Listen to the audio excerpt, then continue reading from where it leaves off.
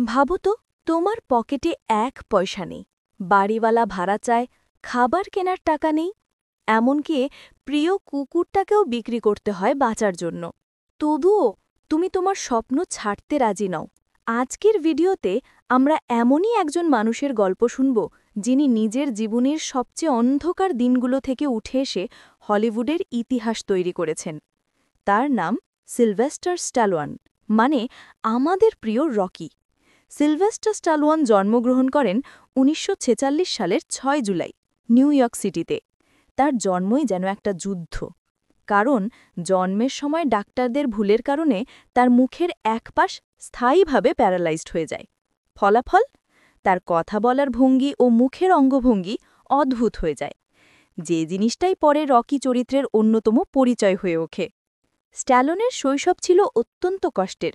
বাবা মায়ের বিবাহ বিচ্ছেদের পর সে ছোটবেলা থেকেই বিক্ষিপ্ত জীবনে বেড়ে ওঠে। স্কুলে পড়াশোনায় দুর্বল, ১৪ স্কুল থেকে তাকে বার করে দেওয়া হয়। কিন্তু তার ভিতরে ছিল একটাই আগুন, আমি একদিন বড় হব।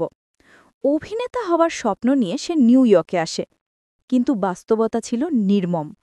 প্রায় ১৫০০ অডিশনে সে অংশ নেয়, আর প্রত্যেক জায়গায় তাকে বলা হয়, তোমার কথা বলার ভঙ্গি ঠিক না, তোমার মুখে এক্সপ্রেশন আসে না, তুমি কখনো হিরো হতে পারবে না।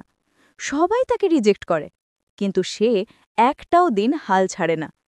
কিন্তু একসময় অবস্থাটা এত খারাপ হয় যে সে খাবার কিনতেও পারত না। সে তার নিজের কুকুর বাটকাসকে রাস্তার পাশে মাত্র $25 বিক্রি করে দেয়, শুধু বেঁচে থাকার জন্য। সে বলেছিল, that was the lowest point of my life. Turning point, the birth of Rocky. একদিন রাতে সে টিভিতে মোহাম্মদ আলী আর চাক ওয়েপনারের বক্সিং ম্যাচ দেখছিল। সেই ম্যাচটাই তার জীবনের মোড় ঘুরিয়ে দেয়। সে ভাবল, আমারও একটা গল্প আছে বলার মতো।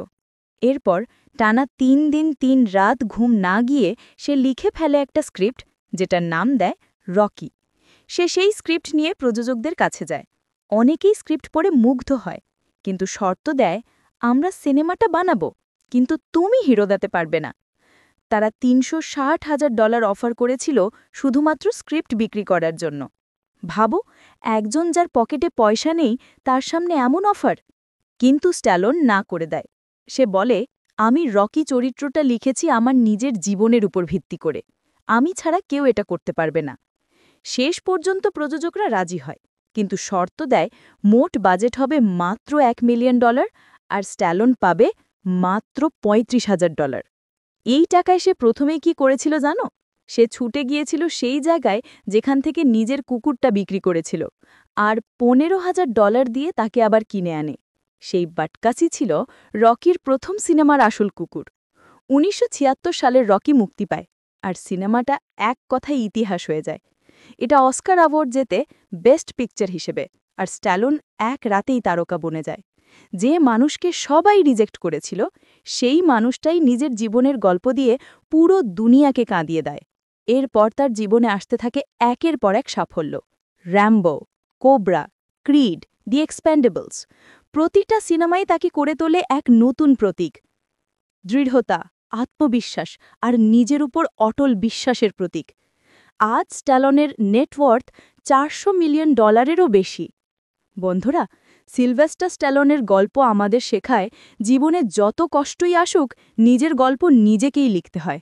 লোকেরা যতই রিজেক্ট করুক, তুমি যদি নিজের উপর বিশ্বাস রাখো, তাহলে একদিন পুরো দুনিয়া তোমাকে গ্রহণ করবে। রকি বলেছিল, it's not about how hard you hit, it's about how hard you can get hit and keep moving forward. এটাই জীবনের আসল লড়াই। তো বন্ধুরা, এই ছিল আজকের অনুপ্রেরণামূলক গল্প, একজন ভিখারি থেকে হলিউডের লেজেন্ড সিলভেস্টার স্ট্যালোয়ানের। ভিডিওটি যদি ভালো লেগে থাকে, তাহলে একটা লাইক দাও, কমেন্টে জানাও পরের ভিডিওতে কার গল্প শুনতে চাও, আর সাবস্ক্রাইব করো আমাদের চ্যানেল, যেখানে প্রতিদিন তোমার স্বপ্নকে জাগিয়ে তোলা হয়। Thanks for watching.